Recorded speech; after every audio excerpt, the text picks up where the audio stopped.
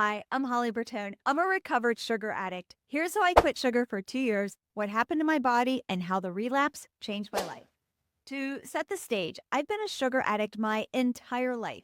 It was chocolate and peanut butter, chocolate and caramel, Reese's Cup, Hershey bars, M&Ms, Twix, Kit Kat, Milky Way, Twizzlers, Skittles, Sweetest Fish. Not to mention cake, especially the frosting. I always took the end piece. And of course, fudge, brownies, chocolate chip cookies, Girl Scout cookies, and Oreo cookies. Although with Oreo cookies, I only ate the cream in the middle and just tossed the cookie part. But what was at the top of the list was ice cream. I would eat an entire pint at a time. In fact, I would eat healthy all week. And then one of my weekend rituals was to treat myself with a pint of ice cream on Friday, a second pint on Saturday, and a third pint on Sunday. The first time I tried to quit sugar was in 2018, but that didn't last long. The cravings were too strong and I just gave in. Once I became a certified health coach, I ditched all of the candy I just mentioned and I replaced each one with its organic and gluten-free and quote unquote all natural sugar counterpart. So now I was spending 3 times the price for half the amount and I still had the sugar addiction. The second time I quit sugar was in the beginning of 2023. I was fresh off a divorce and I was starting my life over and improving my health. It was a top priority for me. Quitting sugar was the perfect place to start. Because my cravings were so obsessive, I just went cold turkey. I did not have the willpower to just gradually reduce the amount of sugar that I was eating. This included the processed sugar treats, the candy, the ice cream, anything like gluten-free bread with added sugar or any kind of sauce with added sugar. So basically, when I say I gave up sugar, I eliminated any kind of sugar or added sugar that came in a bag, a box, or a bottle. The first 2 weeks, the withdrawal and the detox was so intense. I had pounding headaches that would last for days. I was irritable. I was anxious. My mood was all over the place. My sleep was horrible. My skin broke out in rashes. I was tired. I was lethargic. And yes, I even had some bloating and diarrhea. Not to mention my cravings got even more obsessive. It was like waking up every day with zero energy trying to fight the devil. I am convinced this is why so many people struggle with quitting sugar.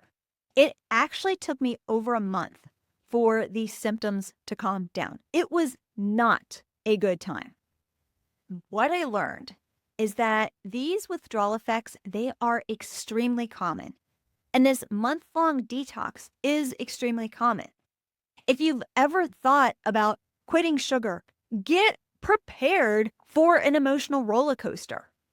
As I like to say, expect the worst, prepare for the worst, and then whatever happens is usually never as bad as you think. I'm not here to argue over the semantics of the studies that say sugar is or is not addictive. I'm only here to tell you what I experienced myself, what my clients have shared with me, and what I hear from the women in my community. And that is, it is extremely difficult to quit sugar. By the way, if you're getting value out of this video, hit that thumbs up and subscribe button. After those first 30 days, the worst part was over. And I finally started to notice the benefits of not eating sugar. My energy improved. In fact, no more 3 o'clock afternoon crashes. I actually had steady energy all day long. My skin looked like it aged backward 15 years. My mind was sharp. I could actually concentrate again. The cravings weren't there anymore. I could eat dinner and not feel that urge to have something sweet afterwards. I could have chocolate or ice cream in front of me and I didn't want to touch it. I didn't want to eat it. And on top of everything, I lost 20 pounds over the course of a year to put me at my ideal weight of 110 pounds. I am 5'1", so that is a healthy weight for me. And you might be wondering, Holly, how did you do it? This is when I created the emotional eating forensics framework, which combines the brain science of neuroplasticity with tactics I learned as the chief of staff for FBI counterintelligence. It's a 3-step process. It's called see it, stop it, shifted. And it's how I've now helped hundreds of women overcome emotional eating and break their own sugar addiction. That sounds interesting to you. I'll leave a link in the show notes where you can learn more. I loved how I felt being 100% sugar-free. But you might be wondering, Holly, did you miss sugar? I actually stopped thinking about it. But every once in a while, a brief craving would pop up and just be like, hello, here I am. But for the most part, no, I actually didn't miss it. And how I felt without sugar in my life, all of the benefits that I had without sugar in my life was a million times worth not having it in my life. But here's the crazy thing, and I've actually never shared this before.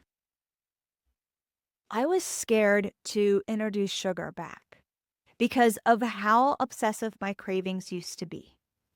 I was not the eat one bite and put the fork down girl. I would eat one bite, do that whole mindful eating thing. I'd savor it, yum, yum. And then I would just inhale everything in front of me. So yeah, I did not want to open up Pandora's box, but I did. And that relapse changed my life. I was filming a reel for Instagram, and I jokingly put a carrot in half a gallon of vanilla ice cream. And I scooped up the ice cream with the carrot and I ate it, which, by the way, I don't recommend the carrot ice cream combination. It does not taste good. But what happened next? I was in complete shock.